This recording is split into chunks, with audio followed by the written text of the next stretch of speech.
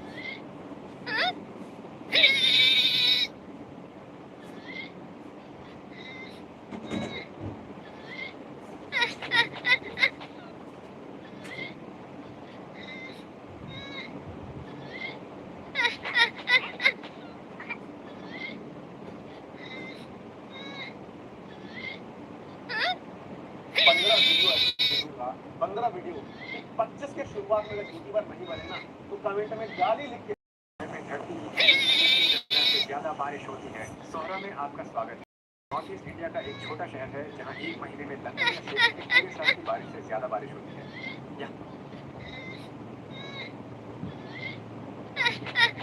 The people here must adapt to always being wet, from washing laundry in waterfalls to wearing turtle shell.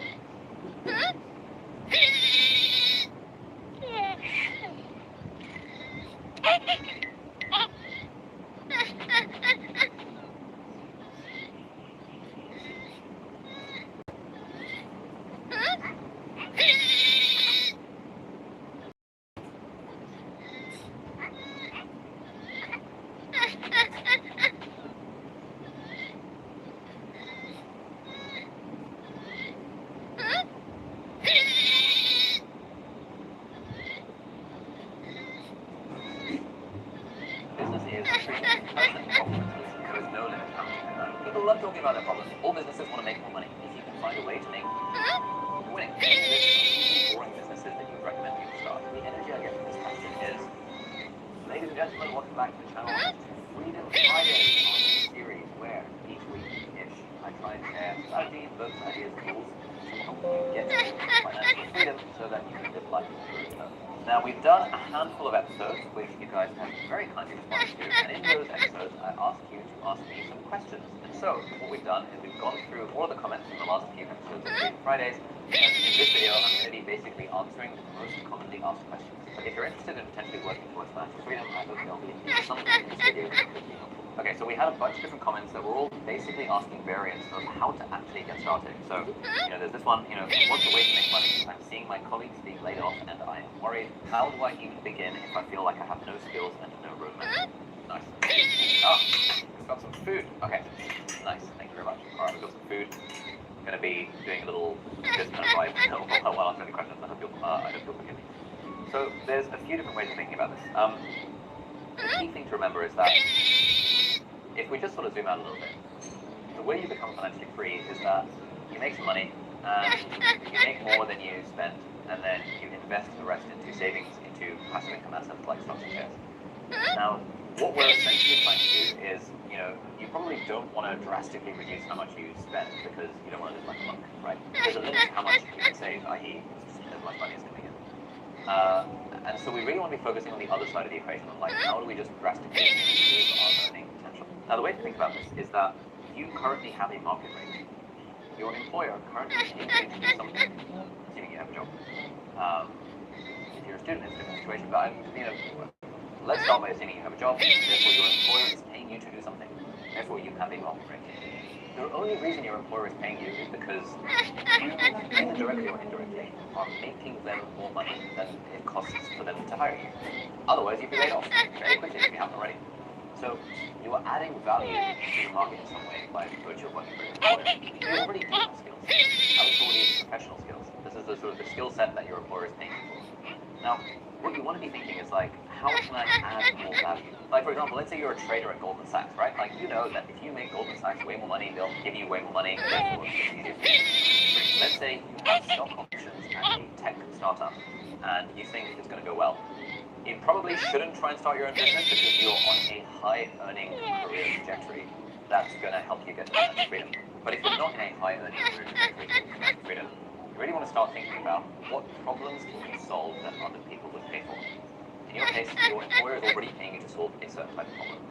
Could you solve more expensive problems or more painful problems for your employer or for other people that are like your employer? This is sort of like the professional skills kind of bucket. And so this is based on like the professional skills that you already have. But then the other thing to keep in mind is that skills can be learned.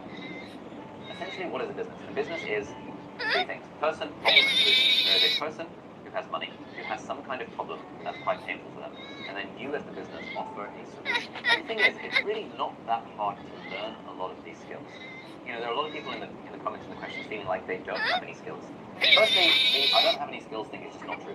Because, for example, you could mow lawns, right? You could be a cleaner. You could drive for Uber, right? You probably know how to drive, right? So you could drive for Uber. You actually do have skills. It's just that those skills have a certain hourly rate attached to them. Like mowing someone's lawn, you're probably not making more than 20 quid an hour. Driving for Uber, you're probably not making more than 50 quid an hour. But what you're basically looking for is like, what skills do I have? What skills can I learn and have a higher market rate than mowing the lawn or cleaning the house or driving for Uber? These days, it's super easy to learn skills because you can pretty much learn anything on YouTube. And so the challenge then doesn't become, oh my god, I don't have any skills, what do I do? The challenge becomes, okay, I don't have any skills. So what skills can I learn that will help someone with money solve a problem that they think is very painful?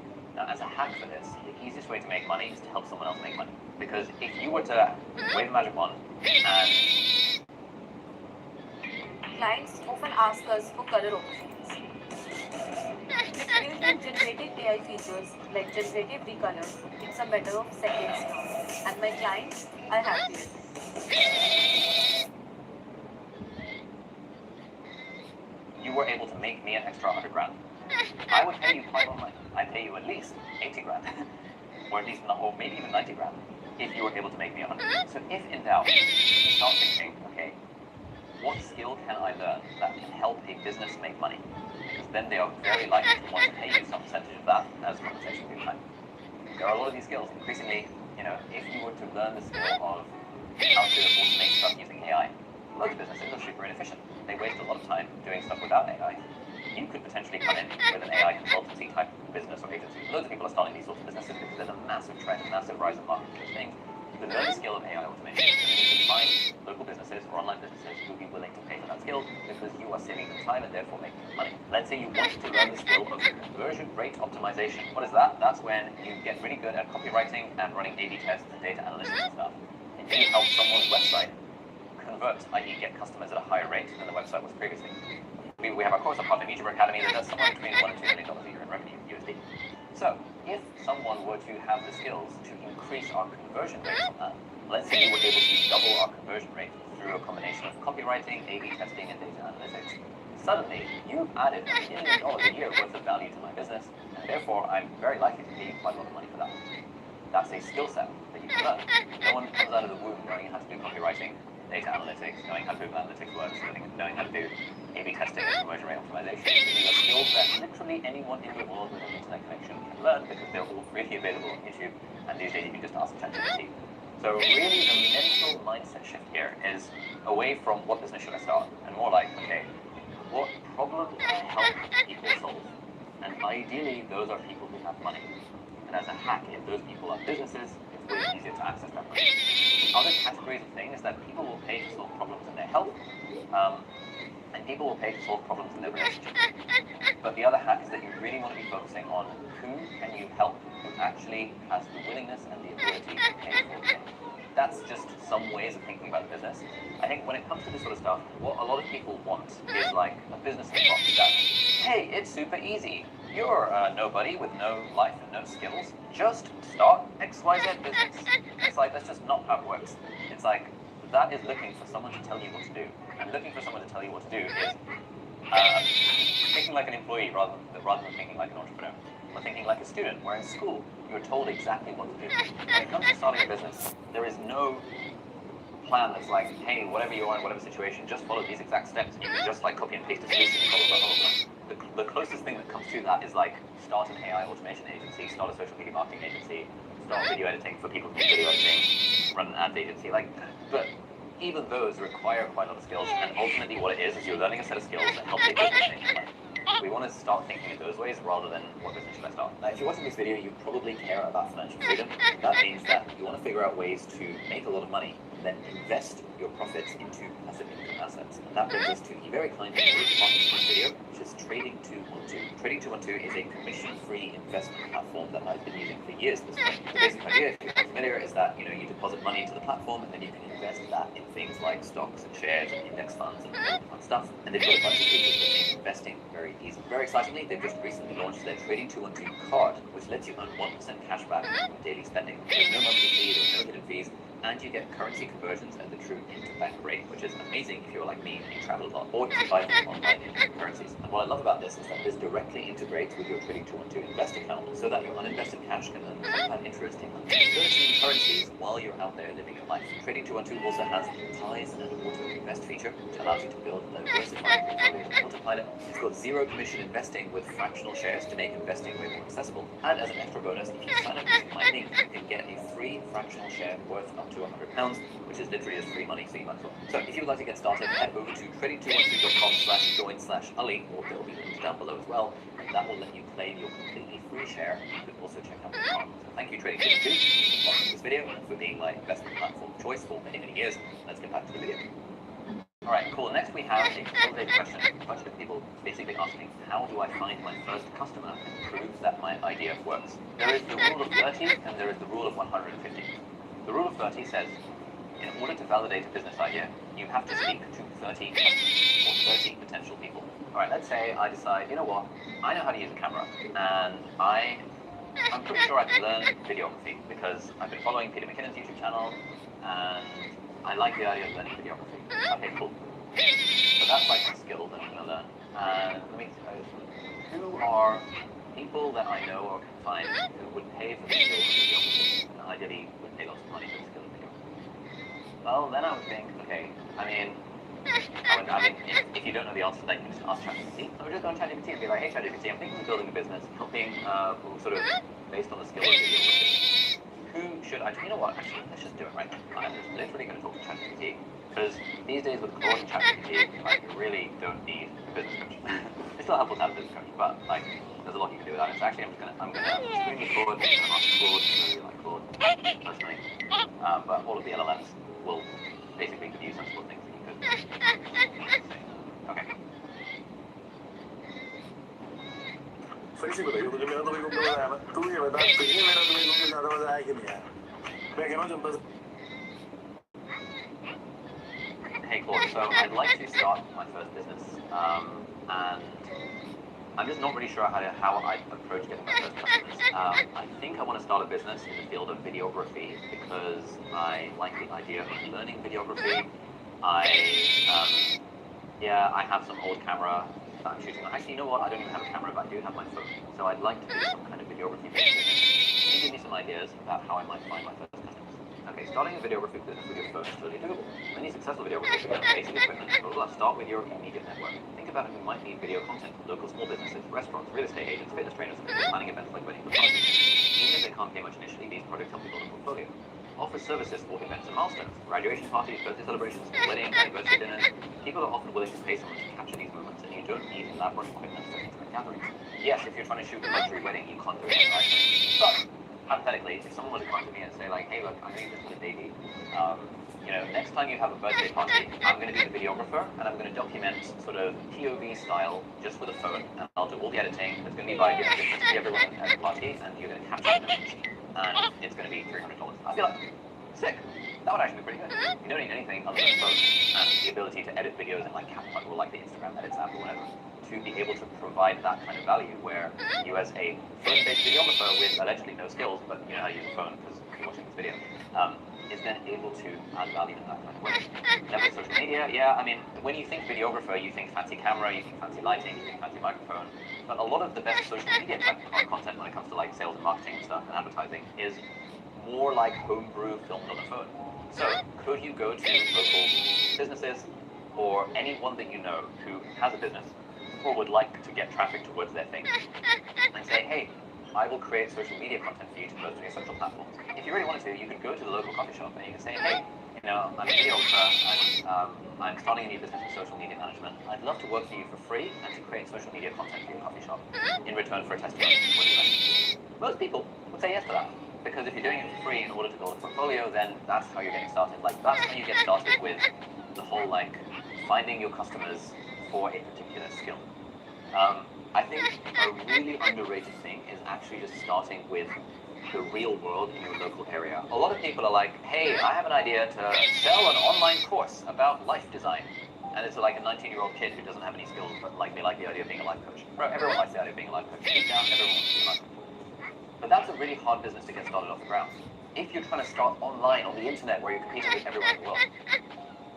But if you're trying to start a business where your first customers will come from the people that you know, the people that you have immediate access to, your friends, your family, your friends' parents, family's parents, the people that you work with, the managers that you work with, boss of your workplace, whatever, like literally people that you have physical access to that you can sit across the table with a coffee and talk to them face to face. My brother has just sold, or just a few months ago, sold his startup for tens of millions of dollars. And they've been running it for 5 years. But for the first 2 years, they didn't actually build a product. They spent the first 2 years just talking to potential customers to figure out what product they should build. He and his co-founder would go on LinkedIn, message people, email people who were like finance teams at like big people, like small to medium-sized businesses, and they would often take them out to lunch, or take them out to coffee, or take them out for a walk, and they would talk to them and ask them about their problems. Like, hey, when it comes to financial planning, what are the problems that you guys are having? And people love talking about their problems. You can get someone to talk about their problems all day long, and then they're taking notes. These days you can record a conversation with their permission, obviously. You can record it on VoicePal, which is the app that my wife has built to help you record conversations and turn it into writing. You can record those conversations. You can shove it in ChatGPT or Claude, and you can say, hey, help me figure out some business ideas based on this conversation. It's so laughably straightforward these days to come up with an idea and find your first customers, provided you are willing to talk to people.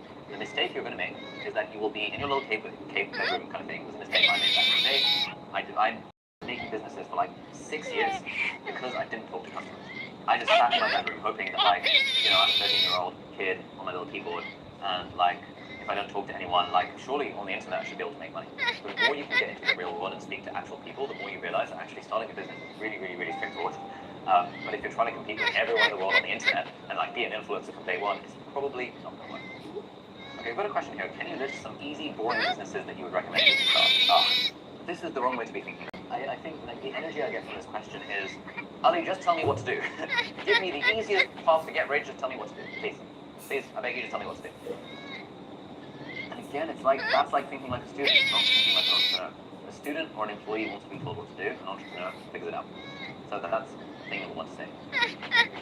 Thing number two to say is that an easy business for you or a boring business for you is different to what an easy, boring business would be for someone else. If I'm a medical student at Cambridge University, it's easy for me to start a business helping people get into med school. If you're not a medical student, you haven't been in there, it's no longer easy for you to...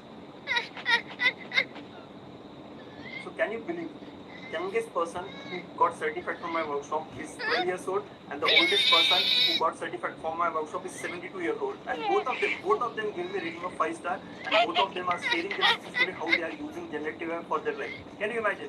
Our workshop is made for each and everyone on this planet Earth. I'm not just talking about India, on this planet Earth, right? If you're from abroad, if you're from USA, my workshop will cost you $100, but for Indian guys, it is just 9 rupees. What AI business has the highest income potential today? As someone who's made millions with AI products in my company, Martel Ventures, I'm going to show you the 5 AI businesses I built, and I was starting from scratch with 0 employees. I'll even show you how you can start any of these businesses with a simple 4-step process. And at the end, I'll actually pick one and walk you through the first step myself. I'll also break down the cost, effort, and income potential for each one of them. This isn't some get-rich-quick bullshit. These are real money-making opportunities you can start today. So let's dive in. Number 5, one of my favorites, the AI appointment setter. Essentially, businesses are going to pay you to take the inbound calls, put AI in the middle, and get them setting appointments so they can get sales. It's such an easy thing to sell because essentially you're taking somebody that's full-time that costs money to answer that phone for a fraction of the cost and actually performing better than they do. So the coolest part is the cost is low for you to get started because it doesn't cost anything. The effort is medium because you do need to learn some new skills like a little bit of sales and a little bit of configuration, but the potential is massive. Literally, you can be making $500 to $1,000 a day easily just by talking to businesses that want to make more money. Now, I understand this can sound a little bit crazy, but I'm going to show you through an example. Okay, so there's a company called YourAtlas.com, which is essentially an AI appointment setter. You can go to the website right now and try it out for yourself. When you come in, they actually prompt you to do a demo. Hey, let's try it out, which I love. You just put in your information. I'm going to put Dan Martel. I'm going to give it my email address. And I give it my phone number. And then I just say, talk to the AI. Now it's going to call me. Happen in real time. Accept. Listen to this. Am I speaking with Dan? Yeah, hey Emma, this is Dan. Great, thanks for confirming, Dan. How's your day going? It's going amazing. Emma, I'm a little busy. Can we make this really quick? I'm checking out the website. I wasn't sure what it is, but I've got a small business and I need to automate my sales calls or honestly any appointment calls people call me. I totally get it, Dan. To keep this quick, Atlas is the world's first AI revenue engine that ensures you never lose the lead to slow follow-ups and ads to guesses like yours, spending at least $3,000 monthly on ads. Atlas to automate and drive more sales. Is automating your calls and appointments like this sound like the kind of solution your business could benefit from? Yeah, that's actually why I'm calling. That's fantastic to hear, Dan. Let's get you connected with our founder for a quick demo. It'll show you exactly how Atlas can work for your business. Would you prefer doing a time today or later this week? All appointments are in Atlantic time. I'm busy today. Let's do it tomorrow at 4 o'clock. Do you have an opening? Okay, I'm just checking on that one sec. It looks like tomorrow we don't have a slot free at 4 p.m., but we have availability on August 26th at 6:30 p.m. or 7:30 p.m. Atlantic time. One of these slots work for you. Yeah, that works. Let's do 6:30. That was all AI. Isn't that freaking crazy? Like human level conversation. I gave it objections. I told it time to confirm the call and it's going to send me a text message. I mean, it's wild. There's no way businesses don't buy that. So now I want to teach you the AI startup ladder because these are the exact steps you're going to want to go through to actually start your AI. Step 1 is validating. You have to pick a niche and outreach to them. It's essentially a way to prove that the people want to buy what you're selling. So you might start with med spas or lawn care, or maybe agency founders that are looking to book sales calls. Step 2 is you want to pre-sell. That's where you sell and collect the cash before you ever bill. It's actually pretty simple. You just create a document with the offer of what you do, and in there you have a Stripe link so that after you have a conversation about your AI startup, they just buy by clicking the Stripe link. If you don't know what that is, it's very simple. Just Google Stripe. Step 3 is deliver. As soon as somebody buys from you, put all things aside and go and deliver on that thing you sold. If you want to scale, you want referrals, don't wait. Act fast. It may take some manual work at the beginning, but getting a customer a win in the first 48 hours is how you build your reputation. Step number 4, now we build.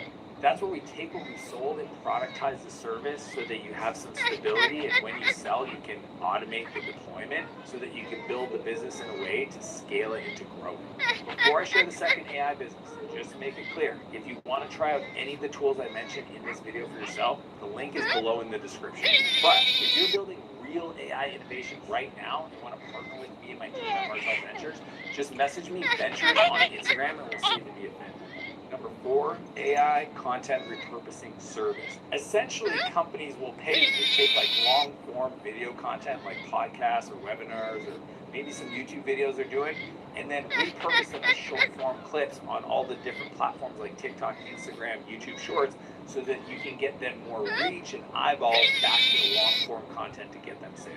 So the cool part is the cost is low because you don't need a lot of tools to get started. The effort is medium because there are some skills you need to learn. But the coolest part is the income potential is $750 to $1,000 a day. It's kind of crazy because there's a freelancer I know that used an AI tool to scale podcasts to shorts. That was their service, and now earns $30,000 a month from only 7 clients. We're living in a world where the amount of content and the desire to get a message out there has just scaled. And we live where there's this thing called interest media, not social media, where the algorithms are trying to find niche content to serve those people. And somebody that can take all that information a business is already producing, I'm talking like Zoom calls, podcasts, long form, and trim it down into short form and manage the publishing schedule, they're going to be in so much demand. So if you're in the content game in general, this one's for you. Now let's get into the biggest opportunities of the next decade. Number 3 is AI sales chatbot.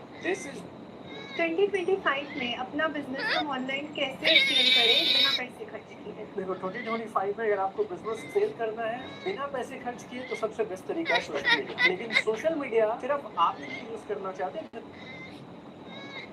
Where you help somebody set up an AI chatbot that takes all of their chats. I'm talking social media chats, text messages, email, all the platforms, and converts those conversations into sales for the business. It's wild. I literally know hundreds of people that make tens of thousands of dollars every month doing this for businesses. There's so much content being created and it's generating followers and even chats in the social platforms that most business owners don't have the time to actually respond to people. So what you do is you create an AI chatbot that takes that conversation, turns it into a sales conversation, and takes those follows and turns them into leads for the business. So now that we break it down, the cost is medium because there's a little bit more tools and some custom coding involved to make it work for the specific business. The effort is also medium because there's some skills you need to learn for sure, especially like how does a good sales chat go. But the income potential is even higher because of the volume. You could potentially be making $1,000 to $1,500 a day on the low end. The income is so high because it's such a unique process. So when then you come in, it feels like free money to them. So they're willing to pay more because they're not replacing you for something else. They're essentially starting to do something they weren't doing. So for example, there's a product called GetRevio that went from $0 to $60,000 per month in under 7 months, taking advantage of this chat economy. That's $2,000 a day. You can use their product to serve your customers or build something custom, but this world is not going to go away, and it's an opportunity anybody can take advantage of right now. Essentially, to start, just go back and run through the AI startup ladder, and it'll crush you. So far, we've covered calls, content, and even chat. Now let's talk about cleaning up the data and getting paid for it. Which brings us to number 2, AI data database. Essentially what you do is you offer the service to clean up the internal information within a business, because right now most businesses, they have like this messy, crazy collage of information. They have everything from their emails to the relationship software for their customers, spreadsheets, and essentially running departments. Imagine if somebody could come in, clean up all that information, put an AI on top of it so that the business owner can ask a question about their business and get the exact quality answer. So the cost is medium because you are going to pay for some other tools. So for example, not only do you have to like pay for the tools to clean up the information, then you're going to have to pay for another tool to convert the information into a vectorized database so that the AI can actually function. Now the effort is also going to be medium because you're going to have to learn some unique skills to that kind of cleanup and processing for searching, but the income potential is really high, like $1,500 to $3,000 a day, because now you're getting into the business consulting space where you're helping a business owner understand their business, where they can make better decisions, and those decisions could save them $50, $100, $1 million a year. And the cool part is you're also now starting to sell to like bigger companies. They have more money to invest in making their operations better, and you are the expert. You might think everybody knows AI right now. Trust me, they don't. And if they do, your number one bottleneck is having anybody on their team that knows how to do this stuff, and they're willing to pay top dollar. For example, my friend Matt built a company called Precision.co that scaled from zero to $700,000 in 7 months using this process. And again, to be successful, run through the 4-step process of the AI startup ladder so that you get paid up front before you build anything. This one, I'm personally biased, but I think it's the biggest opportunity in the next decade to unlock people's productivity and make a ton of money. Number one, this one's so fun, the AI inbox and calendar. Essentially, you're going to get paid to build an executive assistant using AI to help these business owners manage emails and meetings. The last thing that entrepreneurs and CEOs want to do is manage their own freaking inbox. It's like having somebody come in and automate 95% of that is going to feel like the most powerful thing that's happened to their life, and you get to be the person to do that. Cool part is the cost is actually low because it doesn't take a lot to set this up. The effort is medium because you are going to have to sit down and work with these CEOs to understand their workflows. But the best part, you could be making $3,000 to $5,000 a day helping these CEOs buy back their time. For example, there's an AI company called Fixit. They went from $1 million in annual revenue to over $7,000 per day. This opportunity is massive. Now, as I promised you at the beginning of this video, let's do the first step of the AI startup ladder together. The business I would pick to start this year, drum roll please, the AI inbox and calendar manager. It's a no-brainer. I wrote a book called Buy Back Your Time. This one is the nearest and dearest to my heart. It's also the thing that I recently paid for somebody to work with my assistant to buy back 92% of their time managing those new areas of my life. So here's how I would do it. I'm going to call somebody. I actually know they have an assistant. I don't know how good they are. I don't know if they're happy with them. And I'm going to walk you through how I'm going to identify the pain, figure out the cost that they're willing to associate to that pain, and then offer them a solution that costs less than what they're paying for today. I'm calling my buddy Josh. Let's see what he says.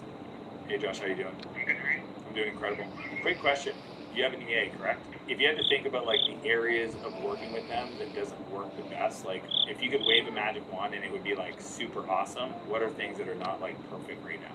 With my EA, Yeah. I'm thinking of a lot of my household stuff with my rental properties and things like that, being in different like places in Mexico, like remote gaps probably been the biggest challenge for me recently. And then does a lot of that stuff that you're managing, does that come through your inbox? Like a lot of communication goes through inbox? 100%.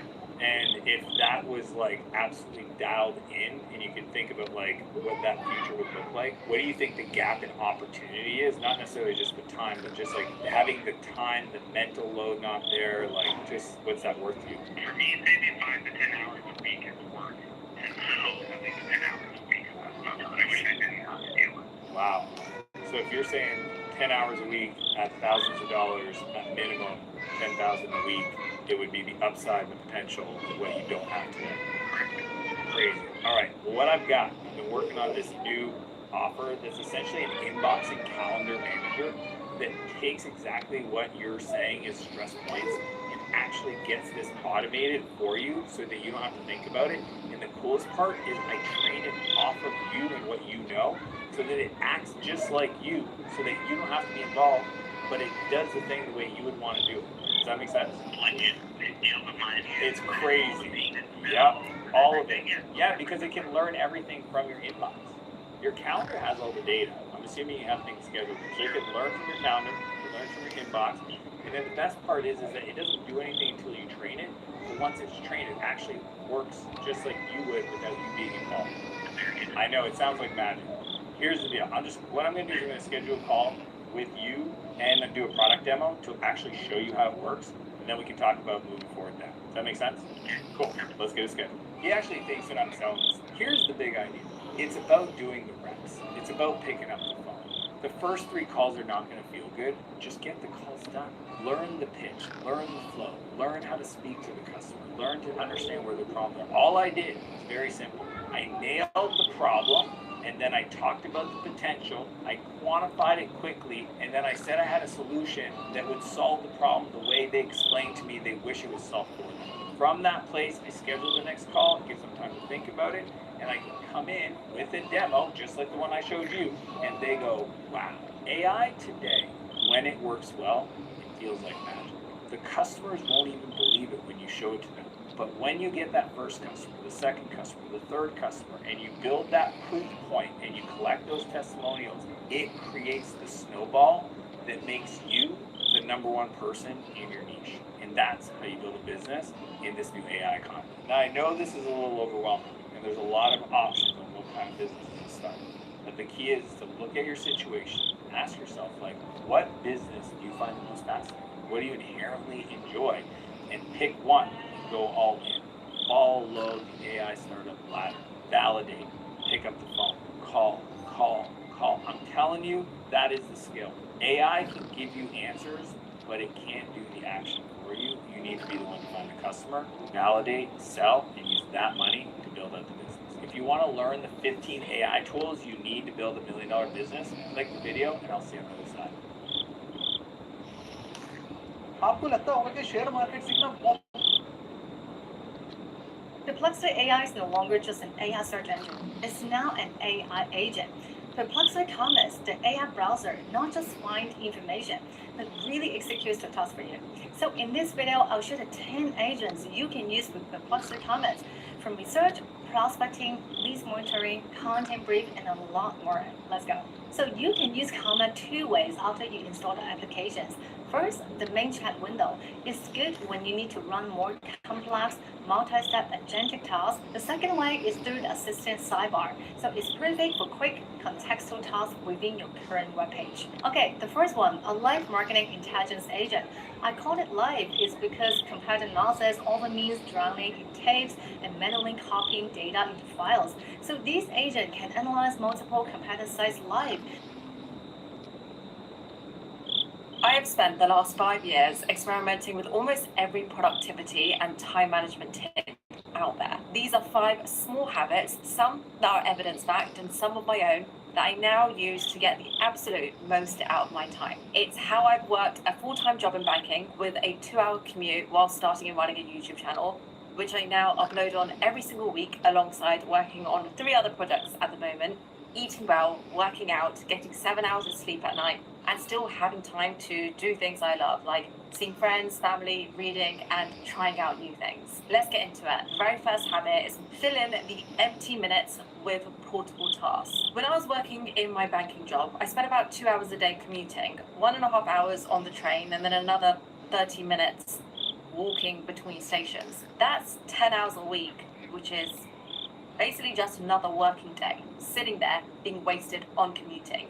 And I would go as far as to say most people use that commuting time to scroll through social media or to play games on their phone. And I used to do this too. It was a great way to just escape the day-to-day. It is the path of least resistance, and it feels good in the moment. It's so easy to scroll through social media and all of these empty moments that we have throughout our day. It's not just commuting on the train, but waiting for a family or friend, waiting in the car for your kids, waiting for a meeting. These moments feel like they're lost time. They feel like they're empty time. But there are so many pockets of time throughout the day like this that can be filled instead with something called portable tasks. these portable tasks, they are things that don't take up much time. They can be done either using your phone or using your brain, and they don't require much focus. So this could be things like organizing the apps on your home screen, editing content whilst you're on the go, using your brain, so thinking through a problem or working through an idea, or spend the commute tracking your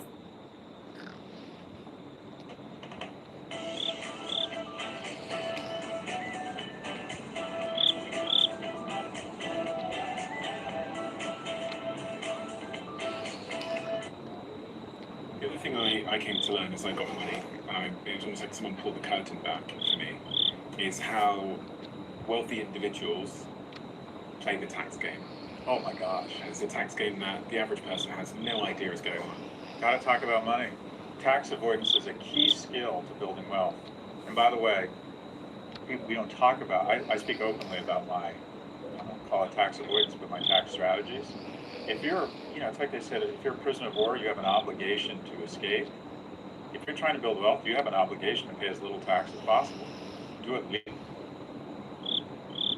If you want to be respected, liked, and taken seriously, your actions matter more than anything. See, I've spent years working with the top business owners and starting my own multi-million-dollar business. So I've seen firsthand the differences between people who get respect versus those who get overlooked. So these are the 5 ways to make anyone respect you. First up is the big question. Do you want to be respected or do you want to be liked?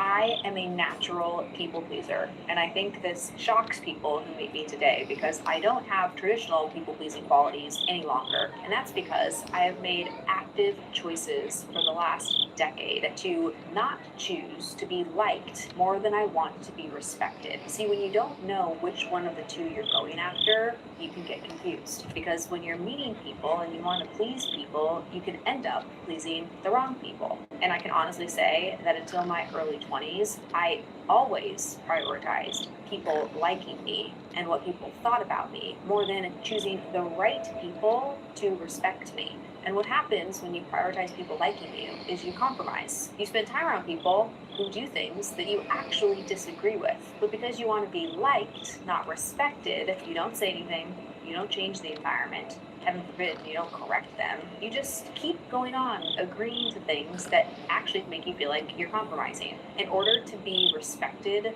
the first person who has to respect you is you. So when you think about who you spend your time with today, are you making compromises? Are you feeling like you have to make people happy or like they have to like you over the things that you know you need to do in order to respect yourself? When I first went to college, I wasn't really the partying type. However, the friends that I was hanging out with did like to party, and they liked to drink more than I liked to drink. But I didn't know how to stop spending time with them, so I just fell into this role where I would be there. I would always be the sober one, but I was wasting all of my time trying to get them to like me or think that I was cool because I was still in the environment. It took me longer than it should have to extract myself from that environment. And not that there's any judgment that I have for people trying to figure their lives out while in college, but I know that for me, I was making decisions at that time based off of what somebody else thought and what somebody else wanted me to do, instead of prioritizing the decisions that I knew would allow me to respect me. Remember, without respect, your voice just gets drowned out and your authority will be entirely ignored, no matter how friendly or charming you actually are.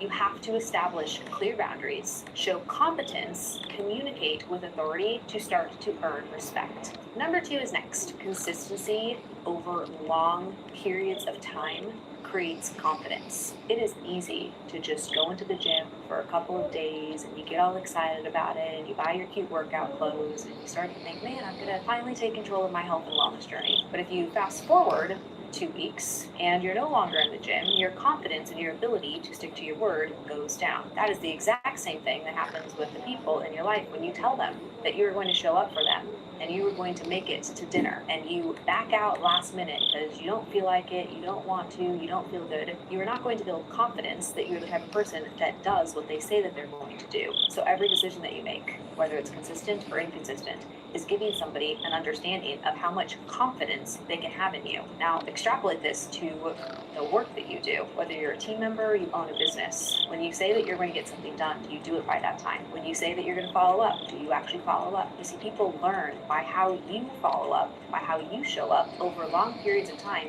if they can or can't count on you. I know instantly who I can and can't count on. And the people who I count on are the people who always follow up with me. And if they follow up with me consistently for 6 months, if they happen to miss something, I'm not that worried about it because I know by their actions that they are a consistent person.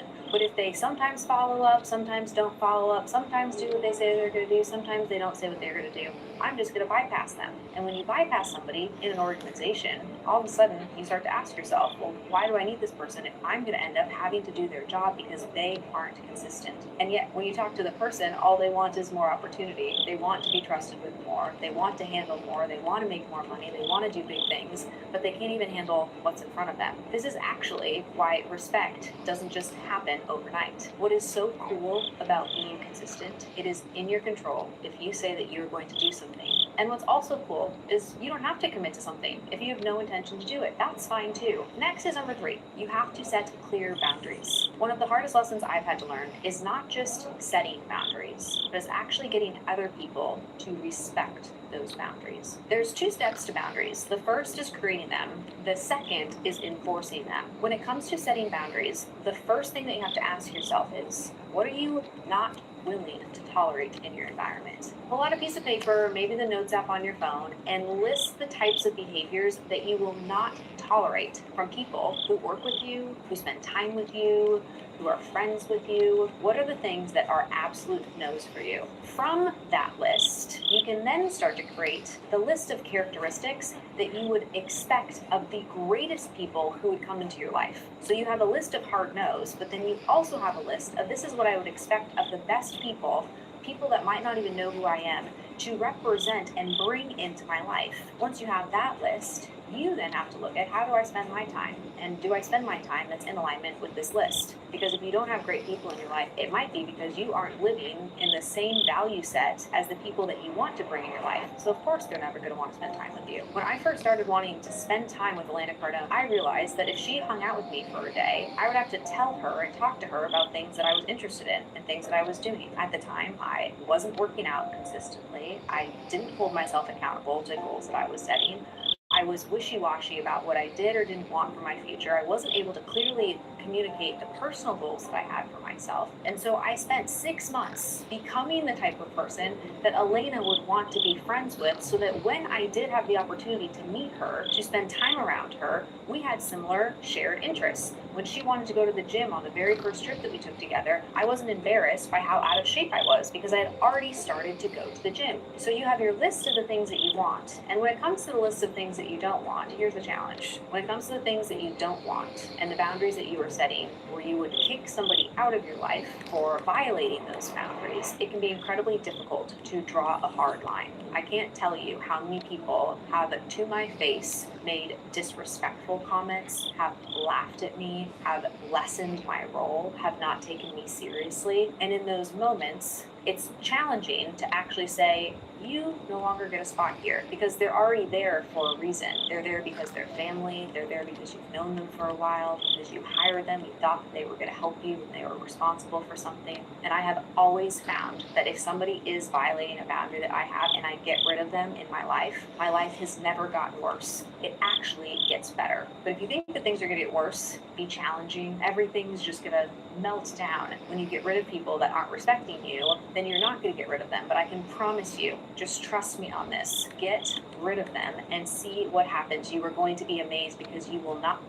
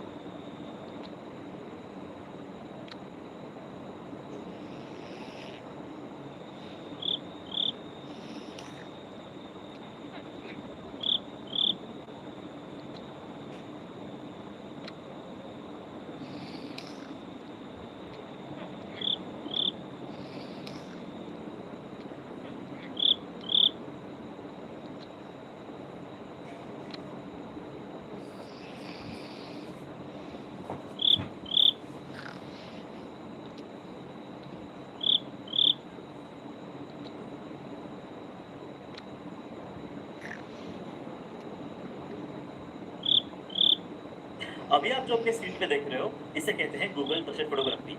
जो project आपको मैं भी दिखा रहा हूँ ये एक school का प्रोजेक्ट है जो हमने डिलीवर किया है। उसके Gather around, 30-year-olds. Papa Mark is here to bestow wisdom. I'm 41 years old. If you're in your 30s, watch this. Your body will no longer forgive you for the crap you got away with in your 20s. I mean, I remember when I was in my 20s, I would go out, I would drink like 6 Red Bulls a day, I would eat Reese's Cups for dinner, I would drink beer with my friends until 4 in the morning, I would sleep for 2.5 hours on the sidewalk, and then I would get up and do a full day of work like nothing happened. Those days are behind you, my friend. It's time to wake up to reality. It's time to take your body and your health a little bit more seriously. And it's time to realize that the margin for error is getting slimmer and slimmer. I hate to break it to you, but the older you get, the more the world will punish you, the more your body will punish you, the more your own mental sanity will punish you. Marriage and children don't fix relationship problems. They just make the same relationship problems harder to deal with. I can't tell you how many people I've known over the years who were struggling in a relationship, and rather than break up, or rather than have the difficult conversation, or rather than go through the ugly mess of a divorce, they double down. That's right, they get engaged, they have a kid, and it's not pretty. It's like watching one of your best friends drive a speeding car towards a brick wall in slow motion. You can wave your arms, but there's nothing you can do to stop it. One of the things that happens in your 30s is that the quality of your life will shrink and expand in proportion to how difficult of a conversation you can have with the people in your life. See, when you were young, the stakes were low. You were broke, you were by yourself, nothing really mattered. If you couldn't really address things, there wasn't much downside to it. But in your 30s, you built up a life for yourself. You built up some relationships. Hopefully you've got a career, maybe a little bit of money in the bank. And so that inability to address an issue, that inability to have that uncomfortable conversation, it's gonna cost you. Until you stop needing everyone's approval of your choices, you're not an adult. You're a 30-year-old child. One day I will probably record a video about growing up and what maturity actually looks like as a human being. But if I had to distill it into a simple phrase or a sentence, I would say it's the ability to do things that will cause you to be disliked. If you study developmental psychology, in many ways, the defining aspect of an adolescent is somebody who bases all of their opinions and choices on pleasing the people around them. To reach that level of adulthood, to reach that level of self-definition, of self-knowledge and confidence, it requires you to be willing to do things that may be upsetting to those around you. Your social circle is going to shrink. Let it. This is one of the things that blindside a lot of people about getting older. But the older you get, the more people have things going on. You know, the busier everyone gets. And this is actually a good thing, because the older you get, the more you have things that you actually give a fuck about. Things that actually matter to you. Things that are really, really important to you that you're not willing to compromise or sacrifice or blow off, you know, to go get drunk with your friends in the bar again. And so while it's easy to look...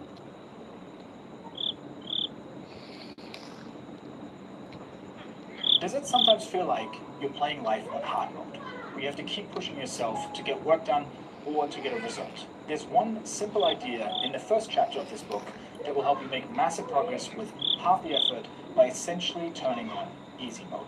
It's from a PhD psychologist, so let me walk you through the idea and how to implement it. His idea is very simple, but I'm going to have to warn you, because depending on your situation, you might make some drastic changes in your day-to-day life once you truly get it. So stick with me here, give me some time to properly explain it. Have you ever had a hobby or you picked up a skill that you've been practicing for a while, you worked really hard to get good at it, and then a friend of yours joins you, and from the very beginning, they do unreasonably well, and after only a couple of months, they beat you. How? Because they're playing that game on easy mode. And if you're thinking, well,